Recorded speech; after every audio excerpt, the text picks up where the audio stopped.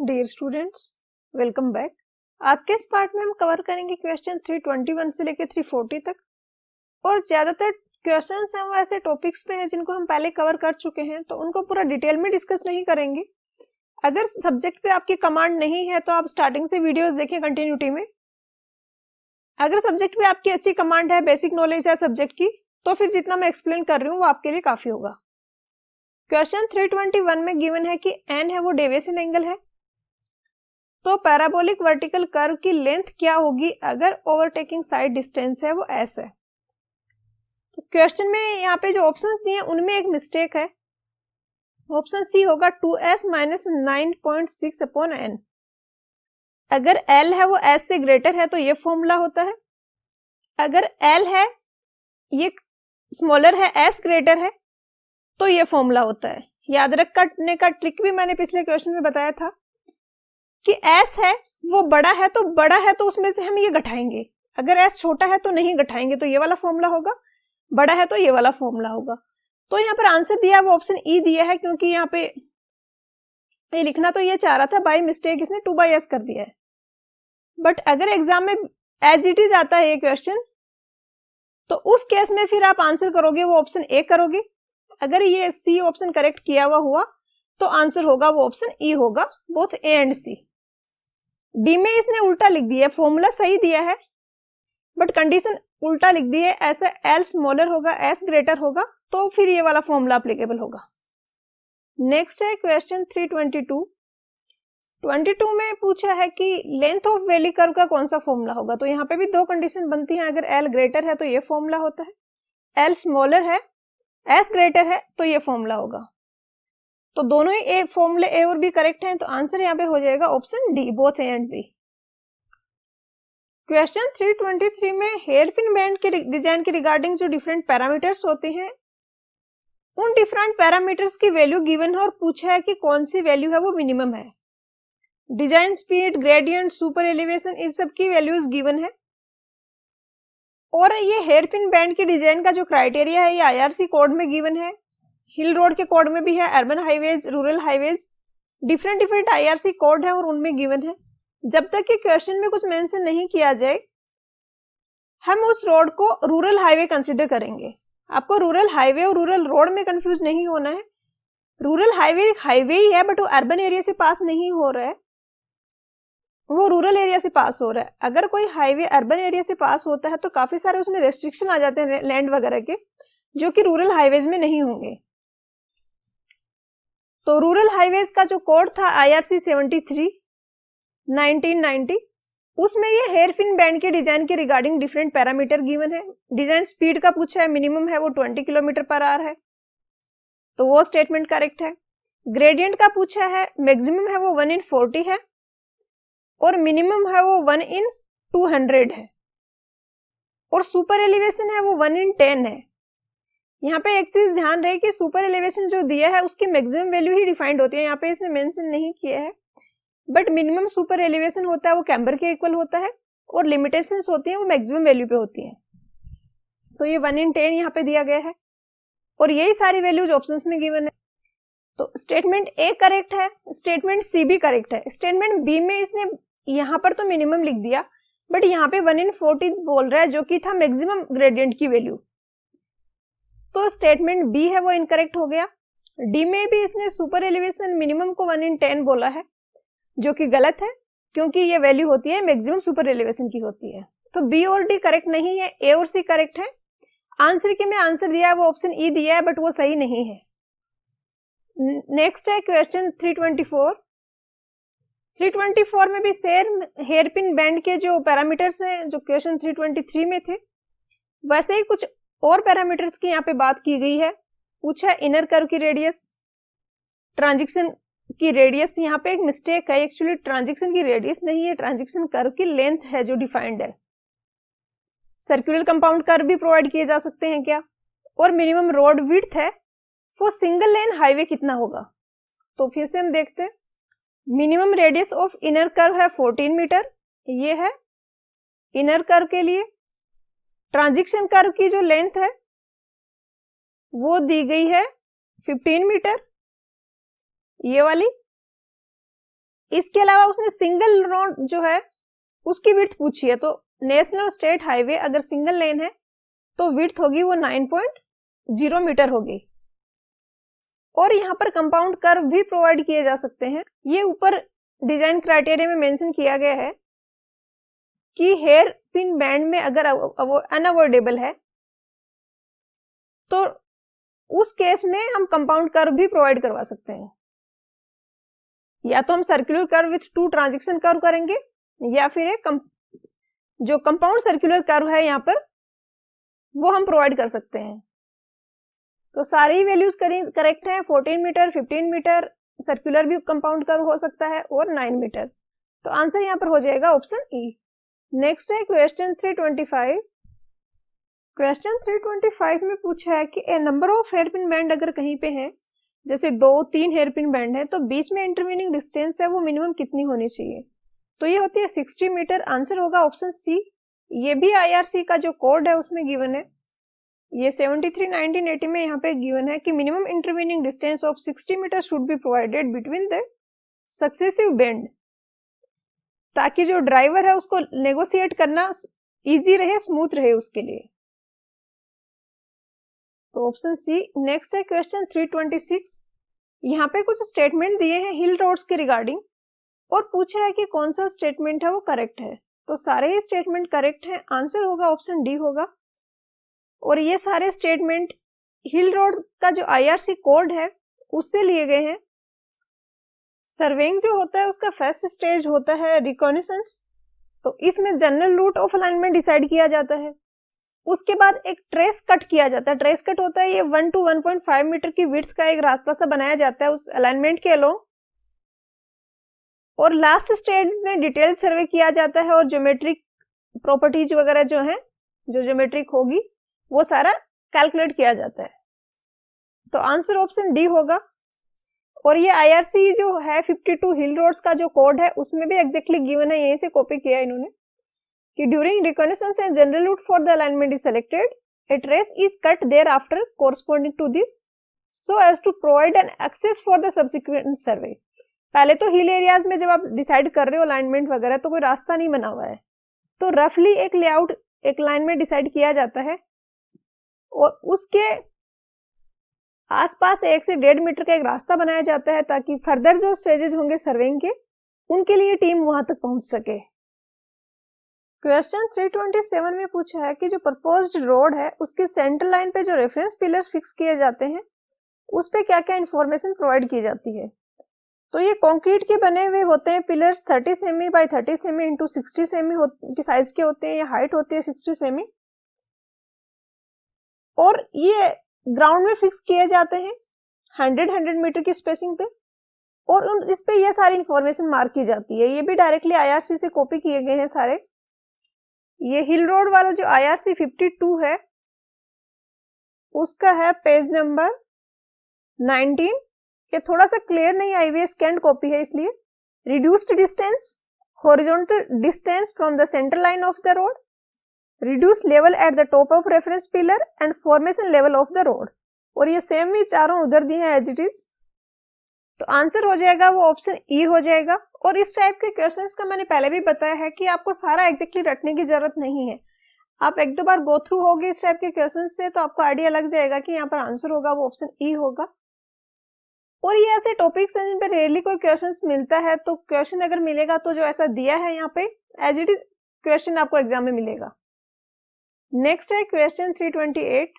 Question 328 में पूछा है इसने सेफ स्टॉपिंग साइड डिस्टेंस का फॉर्मूला, तो ये होता है 0.278 VT V square upon 254 F। यहाँ पे G की वैल्यू ऑलरेडी पुट कर दी गई है और V है वो भी किलोमीटर पर आवर में हमें डायरेक्टली यहाँ पर रखना है। जो कन्वर्जन रिक्वायर्ड था वो ऑलरेडी किया हुआ है, तो आंसर हो जाएगा ऑप्शन ए। नेक्स्ट है क्वेश्चन 329। 329 में पूछा है कि सुपर एलिवेशन कैलकुलेट करने का करेक्ट फॉर्मूला क्या है। तो ये फॉर्मूला तो ये होता है ऑप्शन बी। कुछ स्टूडेंट्स को इन दोनों फॉर्मूलों में कंफ्यूजन होता है। दोनों फॉर्मूले में एक चीज आपको याद रखनी है कि अगर ये V स्क्वायर अपॉन 127 R वाला फॉर्मूला है, ये हम तब अप्लाई करेंगे जब हमें साइड फ्रिक्शन की वैल्यू पता हो।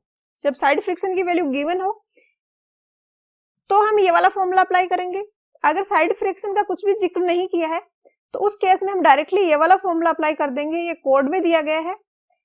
और इसमें एक अजम्पशन लिया है कि टोटल वेलोसिटी के कोरस्पॉन्डिंग जो सेंट्रीफ्यूगल फोर्स चाहिए उसमें से 75% वेलोसिटी के कोरस्पॉन्डिंग सेंट्रीफ्यूगल फोर्स है वो प्रोवाइड कराएगा E, और 25% वेलोसिटी के कोरस्पॉन्डिंग साइड फ्रिक्शन है जो F, वो सेंट्रीफ्यूगल फोर्स प्रोवाइड करवाएगा।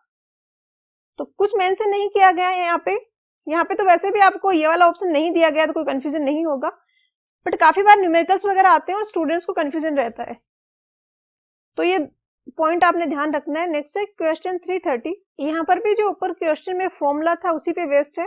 अब यहाँ पे भी देखो साइड फ्रिक्शन का कुछ भी इसने मेंशन नहीं किया है तो हम वो वाला फॉर्मूला ही लगाएंगे, E is equal to v² upon 225r। v की वैल्यू रखेंगे 75 upon into 75 divided by 225 into 1000, तो ये आ जाएगा 1/40। तो आंसर हो जाएगा ऑप्शन ए। नेक्स्ट है क्वेश्चन 231। क्वेश्चन 331 में टोटल एक्स्ट्रा वाइडनिंग की वैल्यू पूछी गई है। तो दो टाइप की एक्स्ट्रा वाइडनिंग प्रोवाइड की जाती है, एक होती है मैकेनिकल NL² अपॉन 2r, और दूसरी साइकोलॉजिकल जो होती है 1/9.5 √r। 2 लेन रोड है तो n की जगह 2 रखेंगे, L 6 है into 6 divided by 2 into r की वैल्यू 42, V 50 है। ध्यान रहे V आपको यहाँ पे कन्वर्ट नहीं करना है, ये इंपेरिकल इक्वेशन है और इसमें किलोमीटर पर आवर में ही आपको वैल्यू रखनी है। 9.5 √42, इसको जब सॉल्व करेंगे तो ये आएगा 0.857 आएगी मैकेनिकल वाइडनिंग और 0.812 आएगी साइकोलॉजिकल वाइडनिंग। इसको ऐड करेंगे तो आएगा 1.669। तो एग्जैक्टली तो ऑप्शंस में नहीं गिवन है, बट सबसे क्लोज अगर देखें तो ऑप्शन सी है, तो आंसर ऑप्शन सी हो जाएगा। आई थिंक यहाँ पे कुछ प्रिंटिंग मिस्टेक हुई है, 1.689 लिखना चाह रहा हूं मैं भी। तो बेस्ट ऑप्शन है अवेलेबल ऑप्शंस में से, वो है ऑप्शन सी। नेक्स्ट क्वेश्चन है 332। 332 काफी अच्छा क्वेश्चन है। एक ट्रैफिक वॉल्यूम होता है, एक ट्रैफिक कैपेसिटी होती है, एक ट्रैफिक डेंसिटी होती है। तीनों आपको अच्छे से क्लियर होने चाहिए।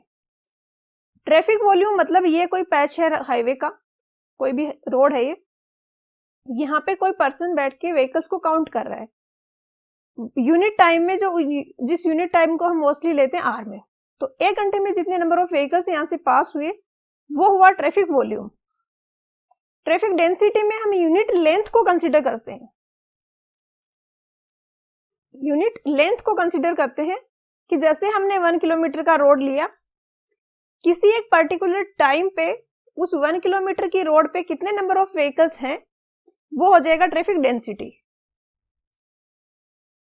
अब ट्रैफिक वॉल्यूम तो हो गया कि कितने नंबर ऑफ व्हीकल्स पास हो रहे हैं, और अगर हम कैपेसिटी की बात करें रोड की कि कितने नंबर ऑफ व्हीकल्स पास हो सकते हैं मैक्सिमम, तो वो होता है ट्रैफिक कैपेसिटी। कैपेसिटी है वो डिफरेंट टाइप की हैं, क्योंकि डिफरेंट ट्रैफिक कंडीशंस के अकॉर्डिंग हम कैपेसिटी को डिफाइन कर सकते हैं। ट्रैफिक वॉल्यूम है वो एक्चुअल है, किसी पर्टिकुलर टाइम पे इतने व्हीकल्स यहाँ से पास हो रहे हैं, वो मैक्सिमम कैपेसिटी नहीं है उसकी। फॉर एग्जाम्पल आफ्टरनून में ट्रैफिक कम रहता है, उस टाइम आप काउंट कर रहे हो तो नंबर ऑफ व्हीकल्स काफी होंगे। बेसिक कैपेसिटी है वो आइडियल कंडीशंस के लिए है, अगर ट्रैफिक की आइडियल कंडीशंस है तो उस केस में कैपेसिटी होती है वो बेसिक कैपेसिटी होती है। क्वेश्चन में दिया है कि number of vehicles moving on a specified direction on A roadway that pass A given point during specified unit of time. तो मैक्सिमम वर्ड नहीं इसमें कहीं पर भी यूज किया गया है, तो ट्रैफिक वॉल्यूम होगा। मैक्सिमम अगर यूज किया होता तो फिर ट्रैफिक कैपेसिटी हो सकता था या फिर बेसिक कैपेसिटी भी हो सकता था। नेक्स्ट है क्वेश्चन 333। क्वेश्चन 333 में पूछा है कि वार्निंग साइन बोर्ड्स होते हैं, उनकी साइड की लेंथ कितनी होती है। तो वार्निंग साइन बोर्ड्स होते हैं इक्विलैटरल ट्राइंगल की शेप के, और यहाँ पर आंसर जो दिया है वो दिया है ऑप्शन सी। बट ये क्वेश्चन थोड़ा सा कॉन्ट्राडिक्टरी है, वैसे जो ऑप्शंस दिए हैं उसके हिसाब से तो बेस्ट पॉसिबल आंसर है वो ऑप्शन सी ही है। एसपी बिंद्रा की बुक में एक डायग्राम दिया गया है और इस डायग्राम में यहाँ पे शो किया है कि ये 45 सेंटीमीटर ये साइड होगी, 45 सेंटीमीटर ये भी 45 सेंटीमीटर, इस तरीके से होंगे। बट जो आईआरसी का कोड है इसके लिए IRC 67 2012, ये साइन बोर्ड्स के लिए ही कोड है। और इसमें यहाँ पे दिया है ये कॉशनरी साइन बोर्ड होते हैं, ये वार्निंग साइन बोर्ड ही है। तो यहाँ पे दिया है कि डिजाइन स्पीड अगर इतनी है तो इसकी साइड इतनी होगी, 51 से 65 है तो 75 mm यानी 75 सेंटीमीटर होगी, 66 to 80 है तो 90 सेंटीमीटर होगी, और 80 किलोमीटर पर आवर से ज्यादा स्पीड है तो साइड होगी वो 1200 mm या 120 सेंटीमीटर होगी। बट ऑप्शन है उसके हिसाब से आंसर है वो ऑप्शन सी 45 सेंटीमीटर ही होगा। नेक्स्ट है क्वेश्चन 334। क्वेश्चन 334 में पूछा है कि एनोस्कोप होता है वो कौन सी स्पीड मेजर करने के काम में आता है। तो एनोस्कोप मेजर करता है स्पॉट स्पीड, किसी पर्टिकुलर पॉइंट पे किसी स्पॉट पे किसी व्हीकल की क्या स्पीड है। जैसे कोई व्हीकल यहाँ से यहाँ पास हो रहा है तो डिफरेंट जगह उसकी डिफरेंट वेलोसिटी हो सकती है, हम इस पर्टिकुलर पॉइंट पे मेजर करना चाह रहे हैं तो हम एनोस्कोप का यूज करेंगे। तो आंसर हो जाएगा ऑप्शन ए। नेक्स्ट है क्वेश्चन 335। क्वेश्चन 335 में पूछा है कि ट्रैफिक मैनोवर का क्या मतलब है। तो कोई भी ऐसा मूवमेंट जिसमें स्किल रिक्वायर्ड होती है वो होता है मैनोवर। तो मर्जिंग, डाइवर्जिंग, क्रॉसिंग, ये सारे ही ऐसे मूवमेंट्स हैं ट्रैफिक में, तो यहाँ पर आंसर हो जाएगा वो ऑप्शन डी हो जाएगा। नेक्स्ट है क्वेश्चन 336। क्वेश्चन 336 में दो लिस्ट दी गई है, एक में टाइप ऑफ रोड है और लिस्ट 2 में दिया है कि ये वाली प्रॉपर्टी है, ये कौन सी टाइप की रोड की है। तो यहाँ पे मैच करना है हमें लिस्ट 1 को लिस्ट 2 से। तो टॉप सरफेस पे जो लार्ज स्टोन यूज किए जाते थे स्लैब में वो होते थे 10 to 15 mm थिक, ये होता था रोमन रोड्स में। ट्रेस गार्ड रोड्स के है कि क्रॉस स्लोप है वो 1/45 होगा। मेटकाफ रोड है कि ये रॉबर्ट फिलिप्स कोई रिसर्चर थे, उनकी एक रिसर्च पब्लिश हुई थी रॉयल सोसाइटी में, उसके रिकमेंडेशन के बेस पे इन्होंने मेटकाफ ने डिजाइन किया था। टेलफोर्ड है, इसमें फाउंडेशन स्टोन थे वो 17 to 20 सेंटीमीटर साइज के थे, और जो 20 सेमी वाले थे वो सेंटर में यूज किए गए थे, 17 वाले एजेस पे यूज किए गए थे ताकि स्लोप मिल जाए। तो याद ही रखना होगा आपको, और याद रखने के लिए बेस्ट ट्रिक है कि जो आंसर्स हैं उसके अकॉर्डिंग कौन सा ज्यादा इजी हो रहा है। अगर आप रोमन रोड का 100% याद रख लो, श्योर हो कि यही होगा top surface provided with large stone slabs in lime 10 to 15 centimetre thick, तो ऐसा एक ही ऑप्शन है ऑप्शंस में, तो आंसर हो जाएगा ऑप्शन बी। और ये इस टाइप के मिक्स एंड मैच वाले क्वेश्चंस है वो काफी आसान होते हैं। अगर आप एक दो बार गो थ्रू हो गए इस टाइप के क्वेश्चंस के, एक दो पॉइंट्स आपने याद रख लिए तो बहुत इजीली एग्जाम में क्वेश्चन हो जाएगा। काफी बार ऐसा भी होता है कि कुछ याद एक्स्ट्रा रखना भी नहीं पड़ता है आपको, थोड़ा सा आप कॉम्बिनेशंस देखोगे तो क्लियर हो जाएगा कि कौन सा आंसर हो सकता है। तो इसमें आंसर होगा ऑप्शन बी। नेक्स्ट है क्वेश्चन 337। क्वेश्चन 337 में भी दो लिस्ट दी गई है। लिस्ट 1 में ऑर्गेनाइजेशन का नाम दिया गया है और लिस्ट 2 में एस्टेब्लिशिंग ईयर दिया गया है, इनको हमें मैच करना है।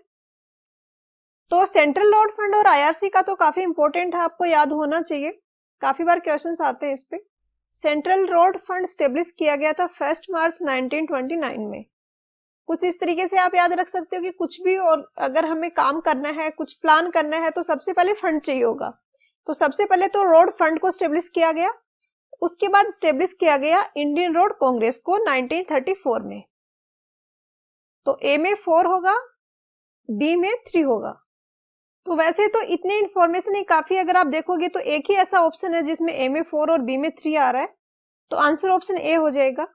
एक और भी पर्टिकुलर ट्रिक है इसी पर्टिकुलर क्वेश्चन के लिए, वो ये है कि आप अल्फाबेटिकल ऑर्डर में अरेंज करोगे और ईयर्स को इंक्रीजिंग ऑर्डर में अरेंज करोगे तो भी आपका आंसर आ जाएगा। सेंट्रल रोड फंड है, ये चारों में सबसे पहले आएगा अल्फाबेटिकल में, तो सबसे स्टार्टिंग वाला ईयर इसका हो जाएगा। तो ए का हो गया 4, बी का आईआरसी आ रहा है, सी के बाद में आई आएगा तो बी का हो जाएगा 34, उसके बाद एम आएगा, बाद में एन आएगा, तो एम का हो जाएगा 39C वाला, और नागपुर रोड कॉन्फ्रेंस का हो जाएगा लास्ट वाला 1943। तो इस तरीके से अगर कुछ क्वेश्चंस में आपको याद रखना डिफिकल्ट हो रहा है तो ऐसी कुछ ट्रिक्स से आप उस पर्टिकुलर क्वेश्चन के लिए बना सकते हो, वो भी काफी ज्यादा हेल्पफुल रहता है। क्वेश्चन 338 भी काफी आसान है। लिस्ट 1 अगर हम देखें तो ऑप्शंस हैं economic studies, financial studies, traffic studies और इंजीनियरिंग स्टडीज। लिस्ट 2 देखें तो road location and alignment, population and agriculture pattern, ascertaining the source of income, for traffic volume and traffic flow pattern. किसी को थोड़ा सा भी हाईवे का पता होगा, उसे पता होगा कि ट्रैफिक स्टडीज में यह आएगा traffic volume and traffic pattern. और अगर ऑप्शंस के हिसाब से आपसे देखो इसमें तो सी में 4 एक ही ऑप्शन में आ रहा है, तो आंसर ऑप्शन बी हो जाएगा। और इस टाइप के जो क्वेश्चंस हैं इनको ऑप्शंस के हिसाब से काफी आसान और काफी टफ बनाया जा सकता है। तो इस टाइप के क्वेश्चंस को एग्जाम में स्किप ना करें, एक बार उस क्वेश्चन को पढ़ के ट्राई जरूर करें। काफी बार ऐसा होता है कि चारों टर्म का आपको नहीं समझ आ रहा है, फिर भी आप क्वेश्चंस को इजीली कर सकते हो। और बिलीव में इस टाइप के क्वेश्चंस बहुत ज्यादा स्कोरिंग होते हैं एग्जाम में। अगर देखा हुआ क्वेश्चन आएगा तो 100% आपका सही हो जाएगा एग्जाम में। तो ट्रैफिक स्टडीज है उसका हो गया 4। बाकी ऑप्शंस में हम देख लेते हैं। इकोनॉमिक स्टडीज होगा पॉपुलेशन और एग्रीकल्चर पैटर्न, कि कितनी पॉपुलेशन और एग्रीकल्चर डिमांड को कैटर कर रहा है वो ट्रैफिक, जो हम रोड डिजाइन कर रहे हैं सॉरी, वो कितनी पॉपुलेशन को कैटर कर रहा है। फाइनेंशियल स्टडीज हो जाएगा कि जो फाइनेंस है प्रोजेक्ट के, जो खर्चा है प्रोजेक्ट का वो कहां से आएगा, तो एसर्टेनिंग द सोर्स ऑफ इनकम हो जाएगा। डी है इंजीनियरिंग स्टडीज। इंजीनियरिंग स्टडीज में हम करते हैं रोड लोकेशन और अलाइनमेंट वगैरह का डिसाइड करते हैं, तो आंसर हो जाएगा ऑप्शन बी। नेक्स्ट है क्वेश्चन 339। 339 भी काफी आसान है। यहाँ पे टाइप ऑफ रोड सरफेस दिया है, यहाँ पे परसेंटेज ऑफ कैम्बर दिया है। वैसे तो आपको याद होना चाहिए कि सीमेंट कंक्रीट का 1.7 से 2% होता है, थिन बिटुमिनस का 2 से 2.5% होता है, वाटर बाउंड का 2.5 से 3% होता है, और अर्थ रोड का 3 से 4% होता है। मैक्सिमम वाली वैल्यूज हैं वो हैवी रेनफॉल के लिए है, कम वाली हैं वो लाइट रेनफॉल के लिए है। इसमें अगर आपको वैल्यूज याद भी नहीं है फिर भी आप कर सकते हो, क्योंकि इतना आपको पता होगा कि सीमेंट कंक्रीट रोड है वो काफी इम्परवियस है, तो वहां पे बहुत ज्यादा हमें क्रॉस स्लोप नहीं चाहिए, तो सबसे कम हो जाएगा 3 वाले का।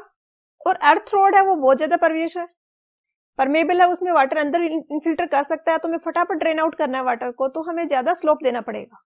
तो अर्थन रोड है उनका क्रॉस स्लोप सबसे ज्यादा होता है, तो डी का होगा वो 1 होगा। और ऑप्शंस देखते हैं अब हम, ए का 3 और डी का 1 एक ही ऑप्शन में है, ऑप्शन डी में, तो आंसर ऑप्शन डी हो जाएगा। बी का होगा 4 जो इधर मैंने टेबल में बताया सेम ही है, और सी का हो जाएगा 2, 3%। नेक्स्ट है क्वेश्चन 340। नेक्स्ट है लास्ट क्वेश्चन, क्वेश्चन नंबर 340। यहाँ पे 2 लिस्ट दी गई है और मैच करना है, बट यहाँ पे इस क्वेश्चन में एक मिस्टेक है। लिस्ट 1 में इसने रोड सरफेस दिया है और लिस्ट 2 में दिया है percentage camber fall light rainfall, but इसने जो वैल्यूज दी हैं वो दी है हैवी रेनफॉल की। तो इस मिस्टेक को इग्नोर करते हुए आपने आंसर करना है। सेम पिछले क्वेश्चन में था वैसे ही है, यहाँ पे भी अगर किसी को वैल्यूज याद है तब तो वेल एंड गुड, अगर नहीं है फिर भी आपको इतना आइडिया होगा कि अर्थ रोड के लिए सबसे ज्यादा होता है, सीसी जो सीमेंट कंक्रीट रोड होती है उसके लिए कैम्बर की वैल्यू सबसे कम होती है। तो ए में हम करेंगे 1 और डी में हम करेंगे 4। और अब अगर ऑप्शंस को हम देखें तो एक ही ऑप्शन ऐसा है जिसमें कि ए में 1 आ रहा है और डी में 4 आ रहा है, तो आंसर है वो ऑप्शन ए हो जाएगा। तो आज के लेक्चर वीडियो में इतना ही, पढ़ाई करते रहिए, मिलते हैं नेक्स्ट वीडियो में।